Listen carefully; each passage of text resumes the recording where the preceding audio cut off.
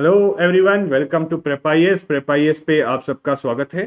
तो आज हम बात करेंगे इंटेलिजेंट गेसिंग के बारे में। देखिए, ये एक ऐसी बहुत इंपॉर्टेंट स्किल है इंटेलिजेंट गेसिंग, जिसके कारण जितना भी देखोगे ना, टॉपर्स ने भी कहा है कि उन्होंने ये चीज यूज की है टू क्लियर प्रीलिम्स। देखिए, कितना भी आप कर लो, कुछ भी कर लो, आपको वहां जब प्रीलिम्स में जाओगे तो आपको गेस वर्क करना पड़ेगा। आपको क्वेश्चंस आएंगे प्रीलिम्स में जिसमें आपको डाउट होगा, और वहां पे आपको गैस लेना ही पड़ेगा अगर आपको ज्यादा अटेम्प्ट करना है और सिलेक्शन लेना है तो।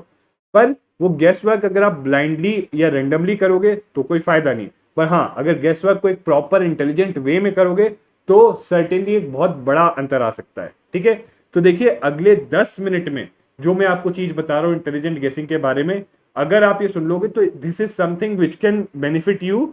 इससे आपको सीधा सीधा जो है 15 से 20 मार्क का बेनिफिट हो जाएगा सीधा। अगर बस 10 मिनट में जो बता रहा हूं वो सुन के उसको बस इंप्लीमेंट करना अगले मॉक टेस्ट में, मैं बता रहा हूं 15 to 20 मार्क्स का बेनिफिट आपको हो जाएगा। ठीक है, तो चलिए, पहली चीज आपको पहले मैं अगेन बता दूं कि इंटेलिजेंट गेसिंग की जरूरत क्या है इस एग्जाम में। देखिए, प्रीलिम्स के एग्जाम में 100 क्वेश्चन आते हैं। कोई कितना भी पढ़ के चले जाए, इवन टॉपर के वीडियोस देख लो आप, सब बोलते हैं कि उनको एट मैक्सिमम 40 तक क्वेश्चन आ पाते हैं, 40 प्लस माइनस 5। ठीक है, इतने क्वेश्चन जो होते हैं जो उनको शॉर्ट शॉर्ट आते। ठीक है, बट अगेन आप जानते हो कट ऑफ तो 98 99 100 तक जाती है। ठीक है, तो वो गैप कैसे कवर करते हैं? वो गैप को कवर करने के लिए लेना पड़ता है आपको गेस वर्क।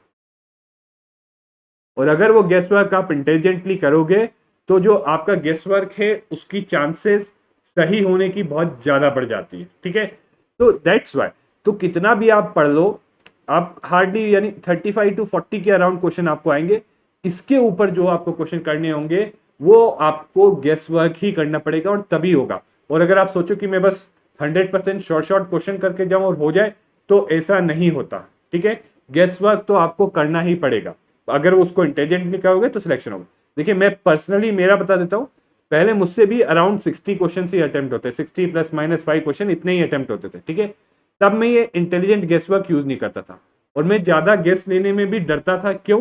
क्योंकि मुझे लगता था कि यार ज्यादा गेस ले लेंगे तो नेगेटिव मार्क्स आएंगे। तो ऑब्वियसली इतने हम करते थे, इसमें भी गलत होते तो मार्क्स अराउंड 100 के अराउंड ही आते थे। ठीक है, उसके बाद जब मैंने ये स्किल सीखी और उसको अप्लाई करना शुरू किया, तो उसके बाद मैं कर पा रहा था अराउंड आपके 90 प्लस माइनस 5।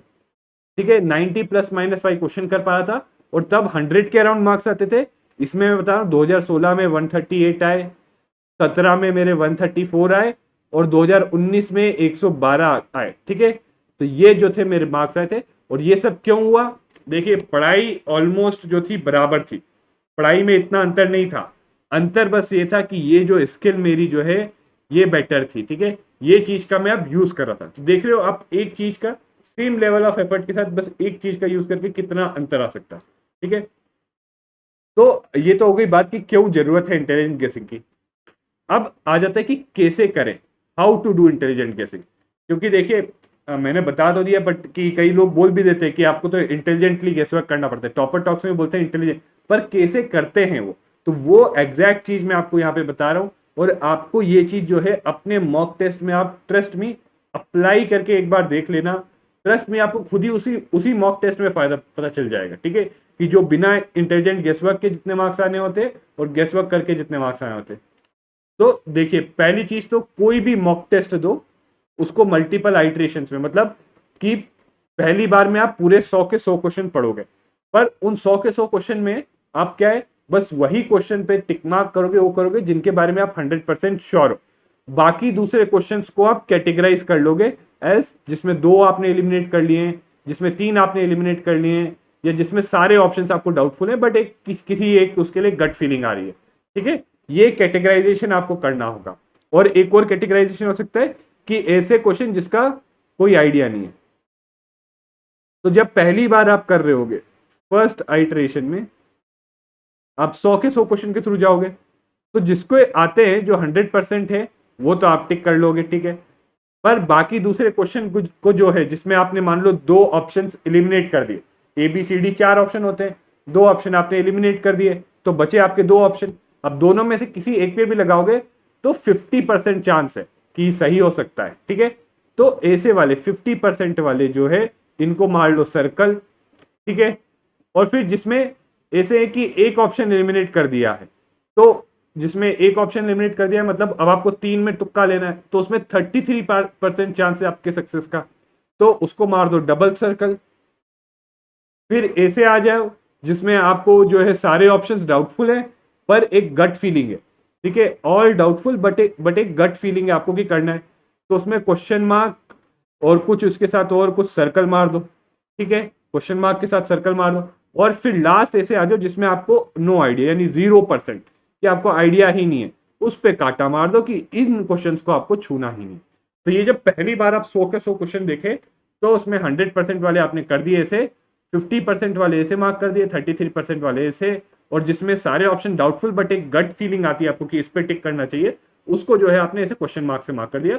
और नो आइडिया वाले तो सीधा सीधा पूरे क्वेश्चन पे ना बड़ा बड़ा कांटा लगा देना, क्योंकि क्या होगा बड़ी टेम्पटेशन आएगी बाद में ना, आपके देखोगे कि आपको टेम्पटेशन आएगी कि मैं इसको भी अटेम्प्ट करूं, तो वो टेम्पटेशन को दूर करने के लिए उस क्वेश्चन पे बड़ा बड़ा कांटा लगा देना ताकि वो देख के आपको याद रहे कि वो नहीं करना है। तो ठीक है, तो ये तो फर्स्ट आइटरेशन की बात होगी। अब दूसरी बार जब आप करोगे, दूसरी बार जब पहली बार आपने कर लिया, आप दूसरी बार पेपर के थ्रू जाओगे, तो उसमें जो 50% वाले हैं वो सारे तो आपको टिक मार्क लगाने ही हैं, उनमें दोनों में से एक में टिक मार्क लगाना ही है, ठीक है।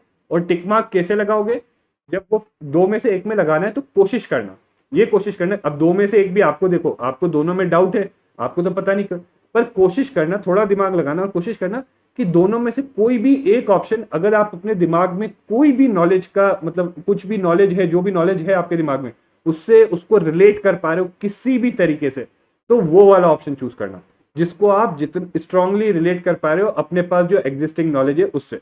उसमें जो है 50% में सारे अटेम्प्ट तो करने ही है, तो ये तो मैंने ऑलरेडी बता दिया कि आपको सारे अटेम्प्ट करने, ठीक है, you have to attempt all, ठीक है। 50% वाले में जब सेकेंड आइट्रेशन में है तो अटेम्प्ट तो सारे ही करने, पर कैसे करने कि जिसमें जिस ऑप्शन को आप स्ट्रांगली लिंक कर पा रहे हो अपनी नॉलेज से उस पे टिक मारिए, ठीक है, ठीक है, ये हो गया इसका।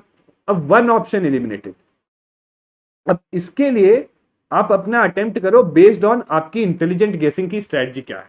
अब ये स्ट्रेटजी कहां से आती है, ये स्ट्रेटजी मैं आपको आगे बताऊंगा कि कैसे अपने खुद की इंटेलिजेंट गेसिंग की स्ट्रेटजी बना सकते हो, ठीक है। तो एक ऑप्शन वाले में ऐसा नहीं कि सारे करने और ऐसा भी नहीं कि सारे छोड़ने, उसमें आपको अपना जो प्रीवियस मॉक टेस्ट में आप देखते हो उसमें जैसे आप अगर एनालाइज करोगे तो आप देखोगे कि यार पॉलिटी में जो है मैं अगर ये ऑल ऑप्शन ये की मतलब जो 3 ऑप्शन एलिमिनेट कर दिए, ठीक है, उसके बेसिस पे मतलब अगर 3 ऑप्शन एलिमिनेट कर वो कर दिए, सॉरी 3 ऑप्शन आपके पास है डाउटफुल, ठीक है, 3 ऑप्शन डाउटफुल है, और आप देखते हो कि पॉलिटी में जब मैं मॉक टेस्ट में ऐसे क्वेश्चन करता हूँ 3 ऑप्शन डाउटफुल वाले सही होते हैं, ज्यादातर मैक्सिमम ज्यादातर सही होते हैं। तो आप अपना स्ट्रेटजी में बनाओ कि पॉलिटी में अगर ऐसा क्वेश्चन आया जिसमें आपने एक ऑप्शन एलिमिनेट कर दिया है और 3 डाउटफुल है, तो उसको हमेशा टिक मार्क लगाना है, ठीक है। और फिर उसमें भी वही करना है कि जिस जो है ऑप्शन को आप स्ट्रांगली रिलेट कर सको अपनी नॉलेज से उसी को टिक करना है। और अगर मान लो इकोनॉमी है, उसमें आपने देखा कि यार जहां 3 ऑप्शन डाउटफुल होते हैं वहां टिक मार्क तो ज्यादातर गलत होते हैं और नेगेटिव मार्किंग आ जाती है, तो इकोनॉमी वालों को नहीं करना आपको, ठीक है। और अब बात आ गई कि सारे options doubtful but gut feeling है कि यार इस पर टिक मारना चाहिए, तो ये है इनका अटेम्प्ट करना है डिपेंडिंग अपॉन द सिचुएशन। देखो अब ऐसा है वहां पे आप देखो कि कितने अटेम्प्ट हो रहे हैं, अगर आपके बहुत कम अटेम्प्ट हो रहे हैं, अगर अटेम्प्ट्स आपके कम जा रहे हैं तो प्लीज अटेम्प्ट इट। तो सिचुएशन ये है, दो सिचुएशन हो सकती है कि आपके अटेम्प्ट्स हाई हैं, 3 हो सकती है, आपके अटेम्प्ट्स मीडियम हैं, आपके अटेम्प्ट्स लो हैं। अब आपके अटेम्प्ट्स मान लो हाई है, हाई अटेम्प्ट बोला जाता है कि 80 के ऊपर, 80 अबाउ, 80 अबाउ नॉर्मली जो है हाई अटेम्प्ट्स माना जाता है, तो आप डेफिनेटली जो है इनको अटेम्प्ट कर सकते हो, ठीक है।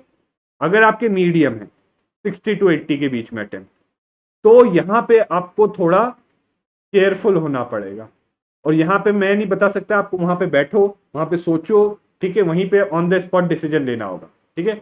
और अगर लो है तो यहाँ भी आप अटेम्प्ट करो, क्योंकि अगर आप 60 से नीचे कर रहे हो तो आपके सक्सेस के चांसेस कम है, फिर किस्मत की ही बात आती है, ठीक है। तो किस्मत की जब चला रहे हो तो सब कुछ फिर किस्मत से मतलब फिर इधर भी आप चला ही लो, क्योंकि गट फीलिंग आ रही है तो किसी कारण ही आ रही होगी, ठीक है। सो ये जो स्ट्रेटजी यहाँ पे रखना है सिचुएशन के बेसिस पे, ठीक है।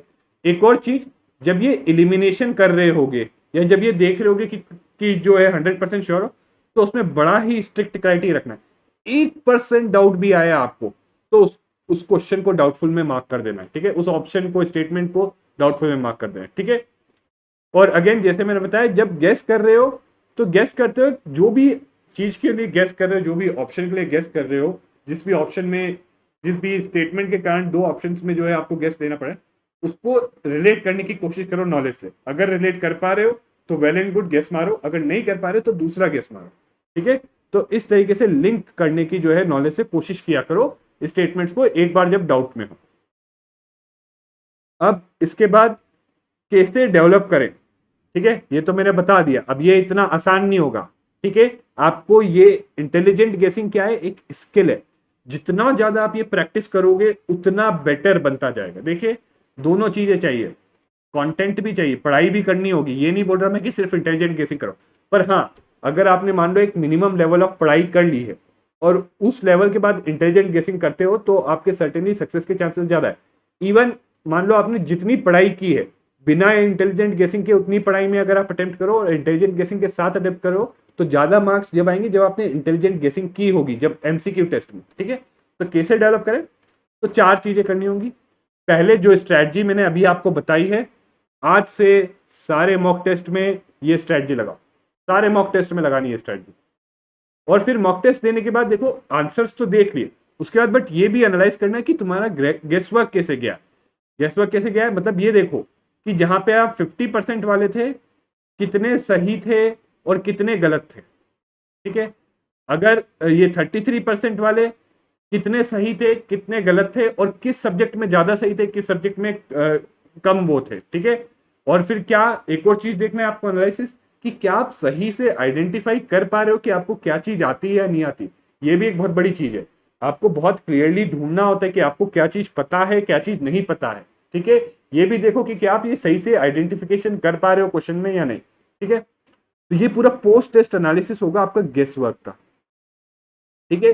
गेस वर्क का पूरा एनालिसिस होगा, उसमें फिर देखना कि किस केस में जो है आपका पॉजिटिव और नेगेटिव मार्किंग में जो है ज्यादा पॉजिटिव मार्किंग आता है गेस वर्क करके, और वो चीजें जो है अपनी स्ट्रेटजी में अडॉप्ट कर लेना। कि वहां पे जब ऐसी सिचुएशंस आए जहां पे आपने सब मॉक टेस्ट में प्रैक्टिस किया, कि मान लो जैसे मैंने ऑलरेडी बताया, मॉक टेस्ट में प्रैक्टिस किया कि मान लो 33% वाले जो हैं, जिसमें बस आपने एक ही ऑप्शन एलिमिनेट किया, 3 में डाउट है, और इसमें आपने देखा कि पॉलिटी में अगर आप ऐसे 10 क्वेश्चन में रिस्क लेते हो तो आपके 6 या 7 सही हो जाते, 3 गलत होते हैं।